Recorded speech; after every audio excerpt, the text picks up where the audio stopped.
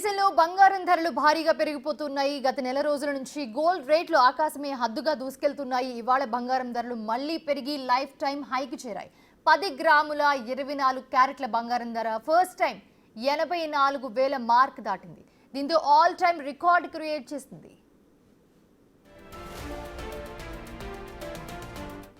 మరొక వైపు రేపు కేంద్ర ప్రభుత్వం బడ్జెట్ ప్రవేశపెట్టనుంది. బడ్జెట్ నేపథ్యంలో ఈ సంవత్సరం బంగారు ధరలు తగ్గుతాయా పెరుగుతాయా అనే ఉత్కంఠ అయితే ఏర్పడింది. నిజానికి గత బడ్జెట్ సందర్భంగా బంగారం ధర భారీగా తగ్గింది. ఈసారి మాత్రం బంగారం ధర భారీగా పెరిగే అవకాశాలు ఉన్నాయని నిపుణులు అంచనా వేస్తున్నారు.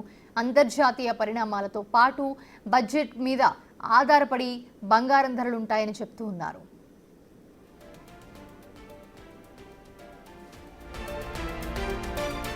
గత నెల రోజులుగా గోల్డ్ రేట్లు పెరుగుతూ వస్తున్నాయి. డిసెంబర్ 31న 22 క్యారెట్ల 1 గ్రాము బంగారం ధర 7,110 రూపాయలు ఉంటే ఇవాళ 7,730కి చేరింది. అంటే కేవలం నెల రోజుల వ్యవధిలో 620 రూపాయలు పెరిగింది.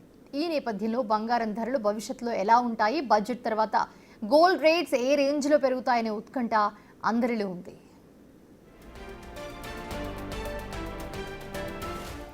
2024 జూలైలో బడ్జెట్ ప్రవేశపెట్టాక బంగారం ధరలు ఒక్కసారిగా భారీగా పతనమయ్యాయి.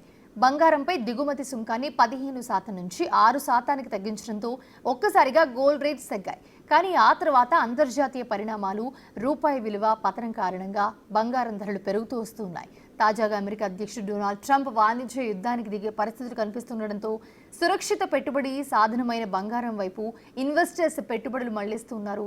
దాంతో అంతర్జాతీయంగా బంగారం ధర పెరిగిపోతుంది. దీనికి తోడు రూపాయి విలువ బలహీనపడడం కూడా మన దేశంలో గోల్డ్ రేట్ ఆల్ టైం గరిష్టానికి చేరడానికి కారణం.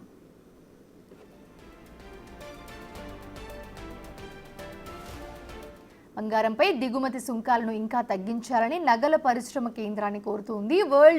వరల్డ్ వైడ్గా కౌన్సిల్ కూడా బడ్జెట్లో సుంకాలు పెరిగితే పరిశ్రమపై ప్రతికూల ప్రభావం తప్పదని హెచ్చరిస్తోంది.